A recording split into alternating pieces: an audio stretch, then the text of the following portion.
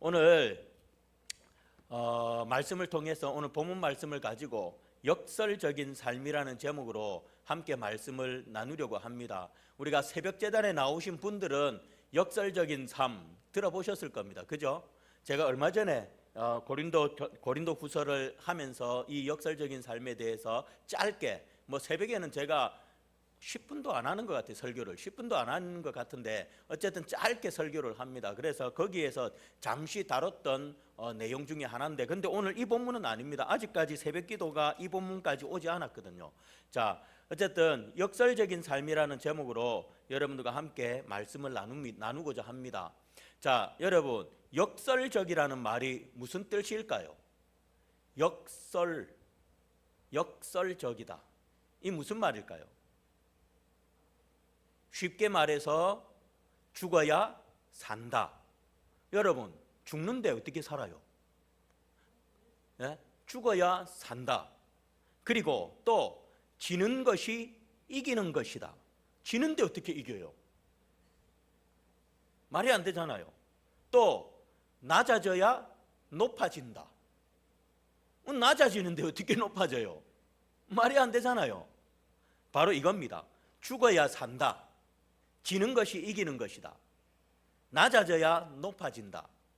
이게 바로 역설입니다. 예, 이게 바로 역설입니다. 겉보기에는 모순되거나 말이 안 되는 것처럼 보이지만 그 안에 깊은 진리나 의미가 담겨 있는 것. 예, 겉으로는 말이 안 됩니다. 어떻게 죽어야 삽니까? 어떻게 지는 게 이깁니까? 어떻게 낮아지는 게 높아지는 겁니까? 겉으로 볼 때는 말이 안 됩니다. 그러나 그 안에 깊은 진리나 의미가 이 말들 속에는 담겨져 있습니다. 바로 이게 역설입니다. 세상은 우리에게 끊임없이 말합니다. 강해야 살아남을 수 있다.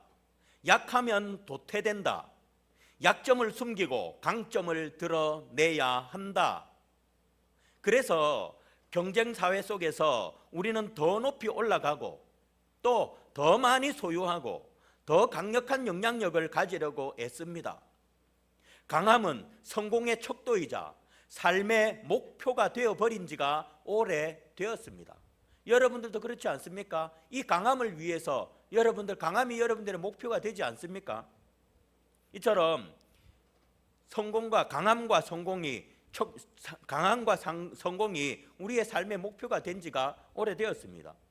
하지만 오늘 우리가 함께 읽은 본문에서 사도 바울은 세상의 통념과는 전혀 다른 고백을 합니다. 그는 이렇게 말합니다. 내가 약한 그때의 강함이라. 약한데 뭐가 어떻게 강합니까? 약한데 어떻게 강합니까? 그런데 오늘 사도 바울은 역설적으로 내가 약한 그때의 강함이라 라고 말합니다. 이 고백은 우리의 상식을 뒤엎는 역설 중에 역설입니다. 약함이 어떻게 강함이 될 수가 있을까요? 사도 바울은 우리가 생각하는 세상적인 강함과는 거리가 먼 삶을 살았습니다. 그는 수많은 고난과 역경 속에서 살았고 심지어 육체의 가시라는 고통스러운 약함을 안고 살았습니다. 그러나 그는 그의 약함 속에서 비로소 참된 강함을 경험했다라고 지금 고백하고 있는 것입니다. 이 이상하고도 놀라운 고백 속에 숨겨진 복음의 역설. 복음은 역설적인 이야기를 많이 하고 있거든요. 이 복음의 역설, 그리고 그 역설이 그리스도인의 삶을 어떻게 변화시키는지, 우리에게 무엇을 가르쳐 주는지 오늘 말씀을 통해서 함께 나누고자 합니다. 우리는 본능적으로 자신의 약점을 어떻게 합니까? 숨기려고 합니까? 드러내려고 합니까? 숨기려고 합니다. 감추려고 합니다. 절대 자신의 약점을 드러내려 하지 않습니다. 여기 앉아 저도 마찬가지고 여기 앉은 여러분들도 다들 약점 투성일 겁니다. 그런데 그 약점을 최대한 포장하고 숨기려고 애써서 잘 드러내려 하지 않습니다. 아마 약점을 제일 잘 아는 사람은 남편과 아내겠죠. 가족들이겠죠. 왜? 늘 가까이서 보니까. 자, 어쨌든 우리는 본능적으로 자신의 약점을 숨기고 싶어 합니다. 실패한 경험, 부족한 능력, 마음의 상처, 육체의 질병, 이 외에도 여러 가지 약점들이 있을 수 있습니다. 이러한 것들을 우리를 작아지게 만드는 이 모든 것들을 드러내고 싶지 않아 합니다. 오히려 그런 것들을 철저하게 감추고 마치 아무 문제 없는 것처럼 포장하려고 애를 씁니다. 우리 성도들 가운데도 자신의 약점을 감추려는 분들이 있습니다. 가령 질병이 들었는데 자신의 질병을 성도들에게 공유하고 함께 기도하도록 해야 하는데 하물며 목사한테도 말하지 않습니다. 병이 들었는데 아픈데 감춥니다. 절대로 말하려 하지 않습니다. 하물며 목사한테도 목사님 제가 지금 이렇게 몸이 아픈데 아니면 병원에 갔는데 이러던데 기도 좀 해주십시오. 절대로 드러내려 하지 않습니다. 감춥니다. 감추고 혼자서 끙끙거리고 앓습니다. 그러나 여러분, 이거는 진짜 잘못된 겁니다. 약점은 드러내야 합니다. 오늘 지금 본문 설교도 그 이야기인데 여러분 모든 성도들한테 기도 요청해야 합니다. 여러분 이거는 기도의 능력을 못 믿는 거예요. 하나님 기도의 능력을 믿는다면 여러분 장작불 비유 많이 듣잖아요. 장작 하나가 타는 게 더 뜨겁습니까? 여러 개 뭉쳐서 타는 게 더 뜨겁습니까? 그래 똑같습니다. 기도도 내가 혼자 끙끙거리면서 하는 것보다 목사님을 통해서 성도들에게 알리고 그래서 다 같이 함께 뜨겁게 기도할 때 하나님의 역사가 나타납니다. 그런데 안타깝게도 사람들은 우리 성도들 중에도 이런 분들이 꽤 있습니다. 저도 직접적으로 이야기를 못 듣고 돌아서 제 귀에 들어오는 그런 경우들이 많습니다. 근데 이 돌아도 어떻게 도웁니까? 절대 말하지 말아이. 분명히 절대 말하지 마라 했는데 알겠다 해놔놓고 여기다 말합니다. 그리고는 절대 말하지 말아요. 절대 말하지 마라 했대. 알았다. 또 여기다 이야기하고 절대 말하지 마라 해줘서 절대 말하지 마라 했다. 그 여기도 절대 말하지 마라 내한테 들어옵니다. 목사님 누가 아프답니다. 근데 목사님 절대 말하지 말아던데요. 절대 말하지 말하면서 결국은 돌아가지고 들어옵니다. 야, 이건 잘못된 겁니다. 약하면 감추면 안 됩니다. 이런 것들은 우리가 자신의 삶의 어떤 질병 문제뿐만 아닙니다. 삶에 어떤 문제가 생겼을 때 여러분들 그거 감추면 안 됩니다. 목사님한테 말해서 목사님 함께 좀 기도해 주세요. 아무것도 아닌 것부터 시작해서 심각한 것까지 다 그렇게 기도 요청하는 사람이 문제가 빨리 해결됩니다. 숨기고 자기 혼자 끙끙거리면 자기 혼자 고통당합니다. 자, 어쨌든 이렇게 혼자만 끙끙 앓으면서 숨기는 분들이 있습니다.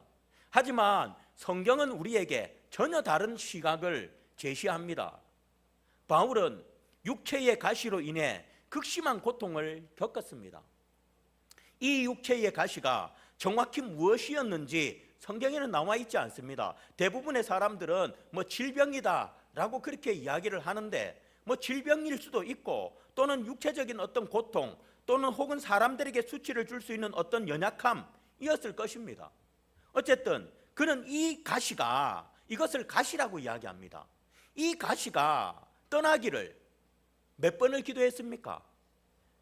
3번을 기도합니다.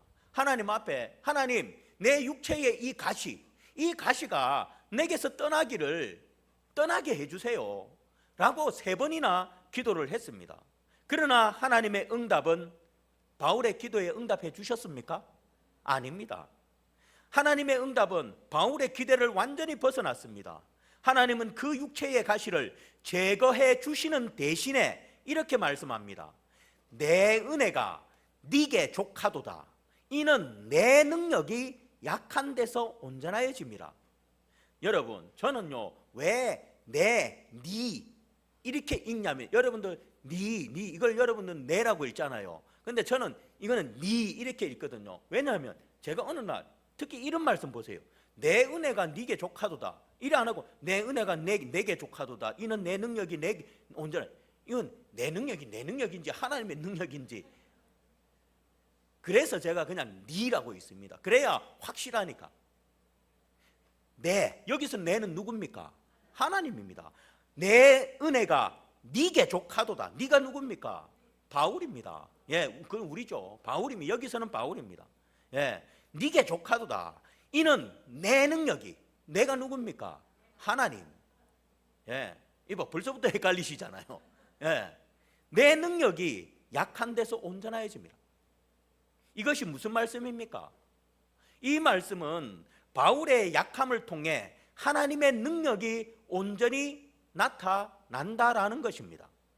즉 약함이, 하나님의 능력이 바울에게 나타나는 통로가 된다. 그래서 바울의 기도를 하나님은 거절하신 것입니다. 바울의 그 약함이 하나님의 능력이 나타나는 통로가 되기 때문에, 그래서 하나님은 그것을 거절하셨습니다. 하나님은 바울이 그 약함을 가진 채로 살아가기를 허락하셨습니다. 더 나아가 그 약함이 바로 하나님의 능력이 바울에게 온전히 드러나는 통로가 될 것이라고 말씀하셨습니다.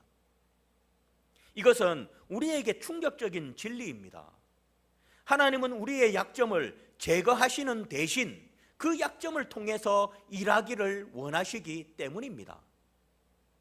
우리의 연약함, 즉 몸의 병, 감정의 상처, 성격의 부족함, 과거의 실패, 능력의 한계 등 하나님이 우리 안에서 일하실 수 있는 이런 것들은 하나님이 우리 속에서 일하실 수 있는 빈 공간이 되는 것입니다. 예, 우리의 이런 약함들, 약함에는 여러 가지 것들이 있죠. 이런 약함들이 바로 하나님께서 우리 안에서 일하실 빈 공간이 된다라는 것입니다. 우리가 약해졌을 때, 우리 자신의 힘과 능력이 바닥났을 때 비로소 하나님의 능력이 그 빈 공간의 자리를 채울 수 있게 되는 것입니다. 그런데 여러분 생각해 보십시오. 약함을 드러내지 않고 어떻게 해서든 약함을 감추고 그 빈 자리를 비우지 않으면 하나님이 그 속에 능력을 역사하실 자리가 없습니다. 그래서 약함은 숨기면 안 된다라는 것입니다. 여러분, 지금 여러분은 어떤 약함 때문에 괴로워하고 있습니까? 어떤 약점을 숨기려고 애쓰고 있습니까? 숨겨 드러내지 않으면 하나님께서 그 자리를 채우실 빈 공간이 없습니다. 그러니 숨기지 마시기 바랍니다. 오늘 말씀을 통해서 기억하십시오. 우리의 약함은 우리를 작아지게 만드는 것이 아니라, 우리를 수치를 드러내는 것이 아니라 도리어 하나님의 능력이 나타남으로 강하게 하는 통로입니다. 약함은 하나님께서 친히 임재하셔서 하나님의 영광을 드러내실 은혜의 자리입니다. 그러니 약함을 숨기지 마시고 주님께 기도의 제목으로 가져오십시오. 공동체와 나누며 함께 나누어 짊어지는 그런 저와 여러분들이 되시기를 바랍니다. 이렇게 설교해도 말 안 듣는 분들은 절대 말 안 듣습니다. 그래도 끝까지 비밀로 하는 분들이 있습니다. 뭐 그런 분들은 어쩔 수 없는 거죠. 뭐 혼자 짐지고 가셔야지 뭐 어쩌겠습니까? 예, 혼자 무거운 짐지고 끙끙거리면서 뭐 혼자 가시겠죠. 뭐 어쩌겠습니까? 하나님이 능력 자리, 하나님 그 자리에 들어가시겠다고 하는데도 안 한다면 뭐 어쩔 수 없는 거죠. 그러니 여러분 절대 숨기지 마시고 정말 하나님 앞에 기도의 제목으로 가져오시고 공동체와 함께 나누면서 그 짐을, 그 약함을 함께 나눠지는 그런 우리 모두가 되었으면 좋겠습니다. 자, 우리는 흔히 강함을 자신의 능력, 재능, 지위 혹은 소유에서 찾으려고 합니다. 내게 이런 능력이 있고 나는 이런 지위를 가졌고 나는 이것을 소유했기에 나는 강한 사람이다 라고 생각합니다. 그렇지 않습니까? 그리고 이러한 것이 없으면 자신은 약한 사람이다 라고 생각을 합니다. 이처럼 세상은 강함을 통해 자신의 존재를 증명하라고 부추깁니다.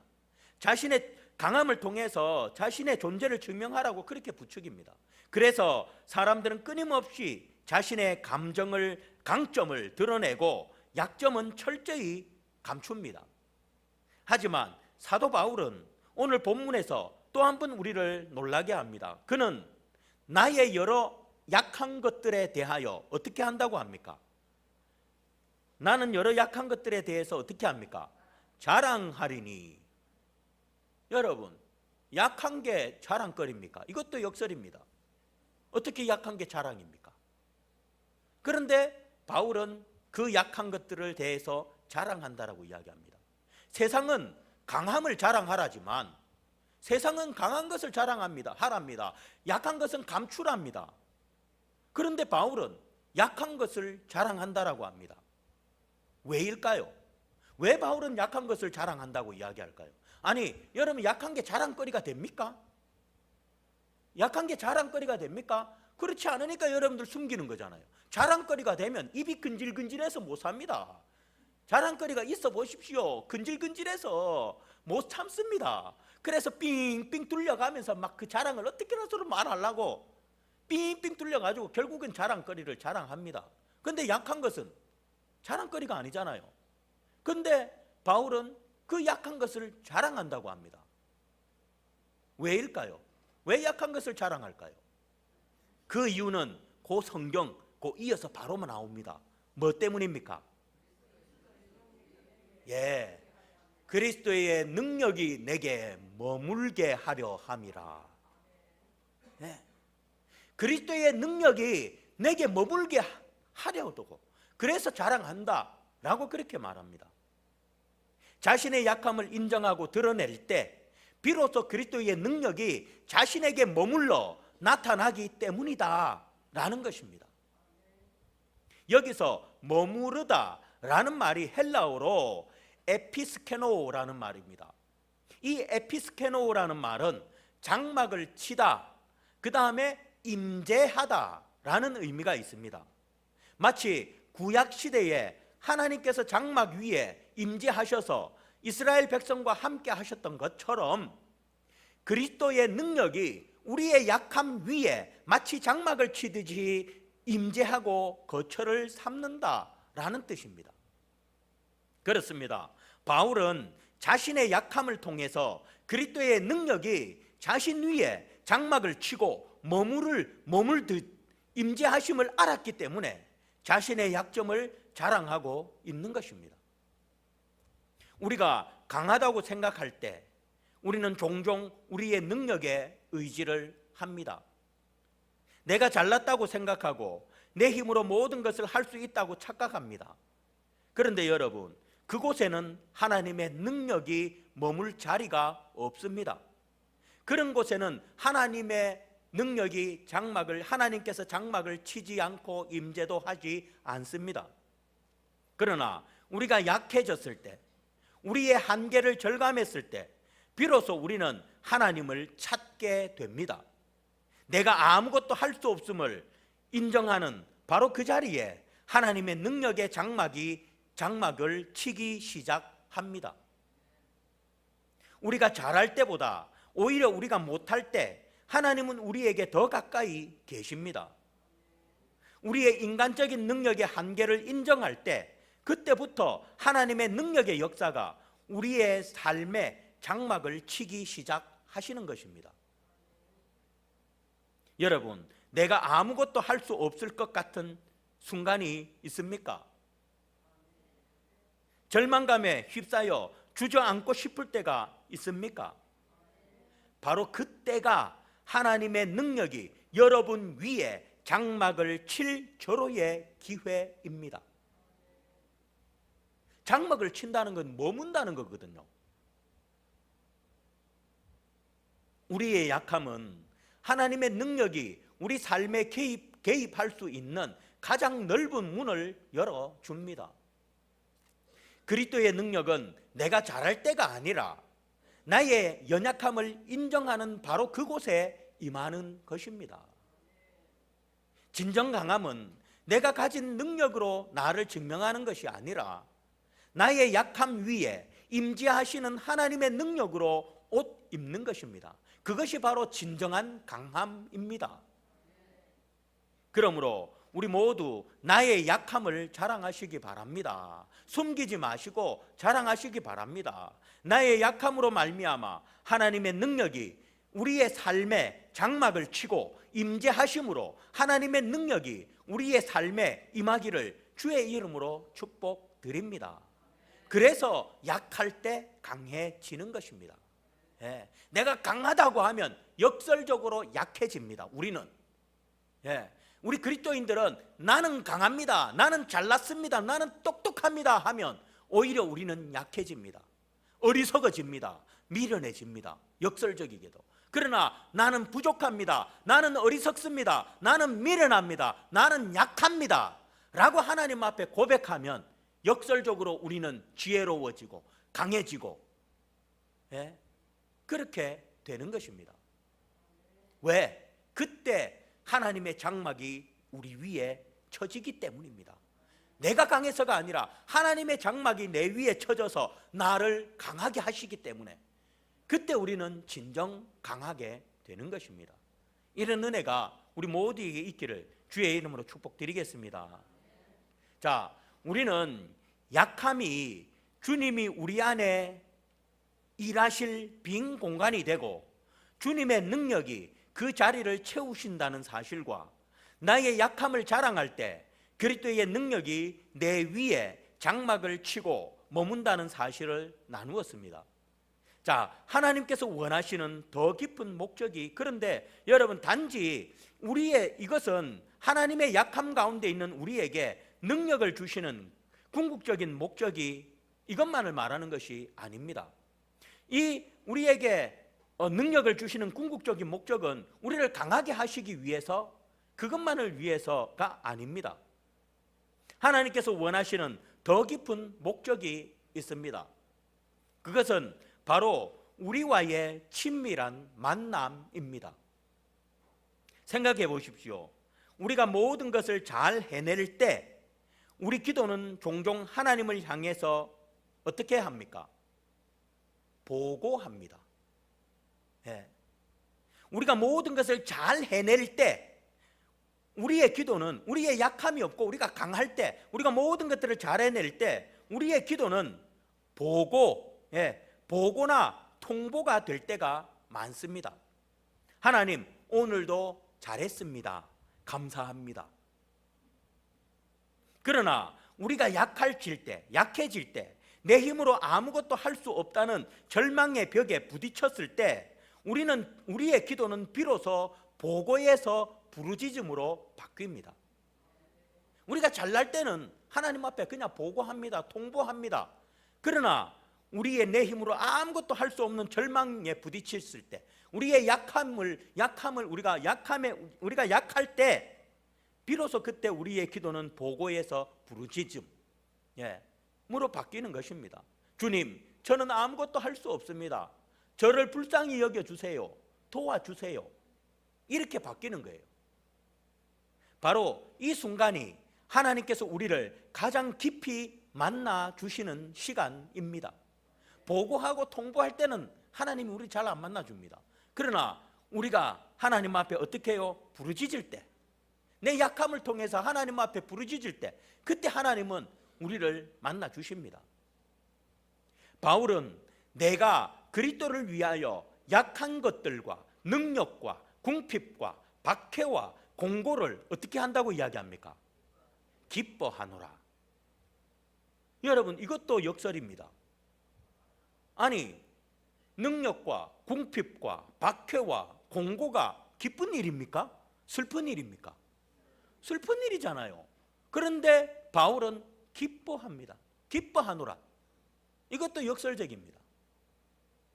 바울은 자신의 약함을 통한 능력과 궁핍과 박해와 곤고함 가운데서 기뻐한다라고 지금 말하고 있습니다.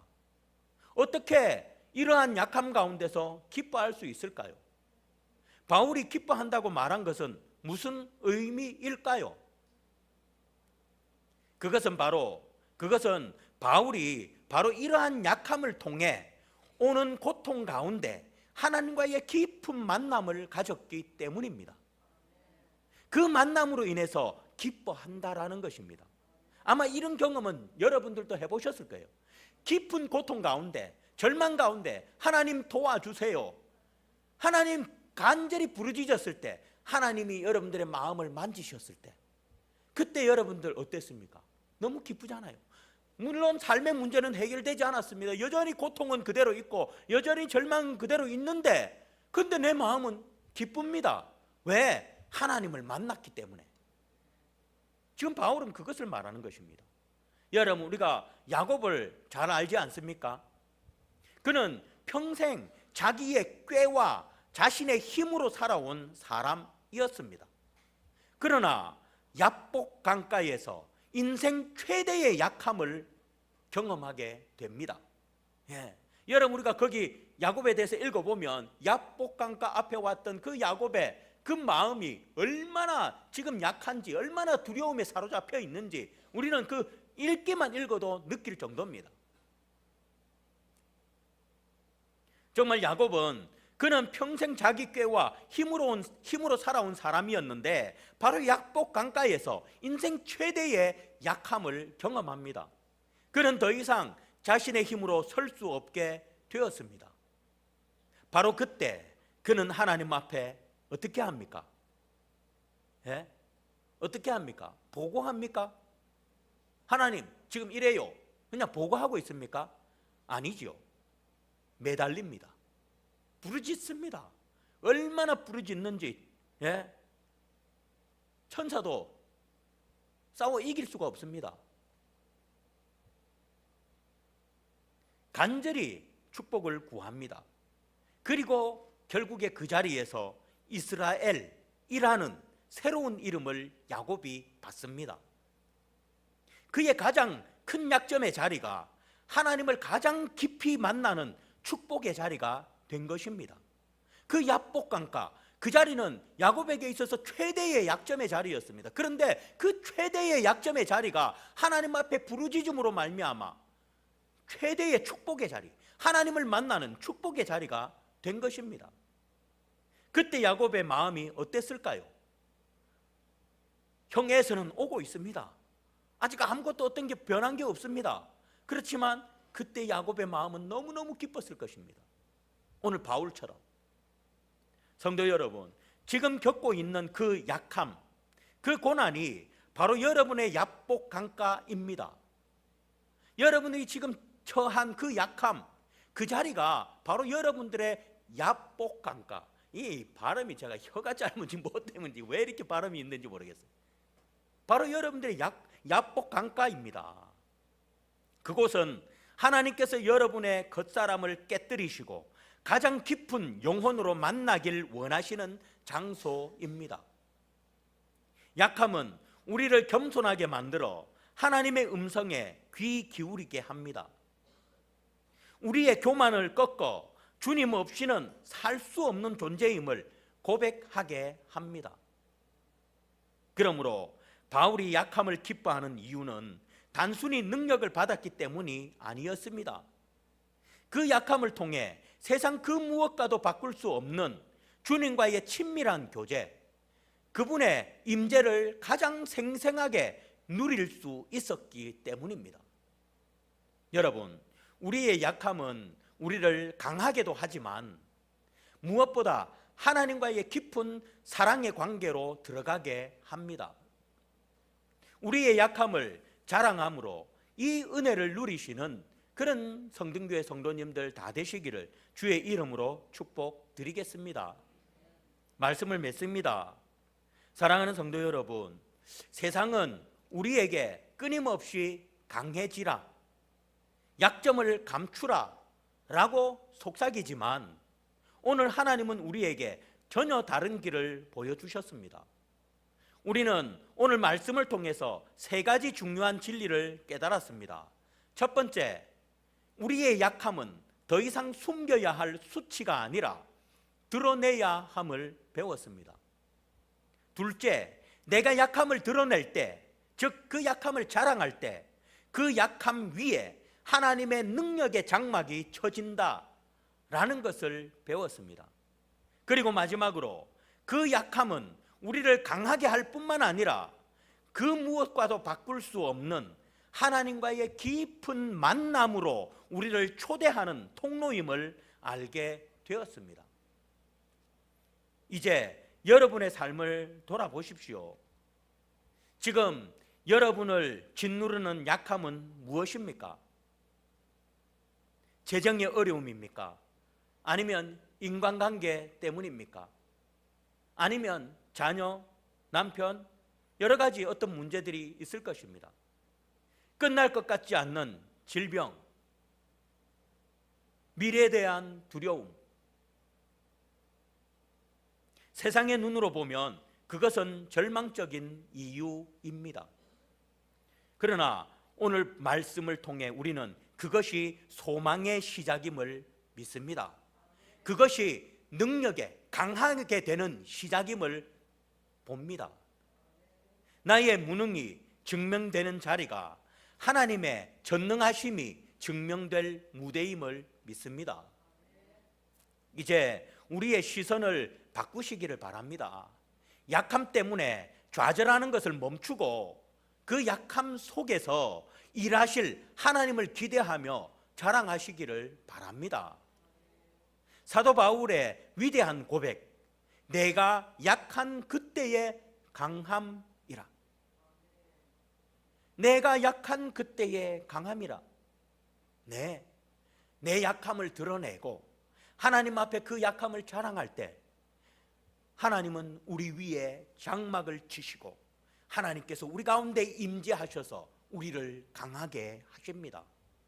그러나 하나님 앞에 강함을 드러내지 않는 사람, 절대 하나님 그 사람 위에 장막을 치지 않습니다.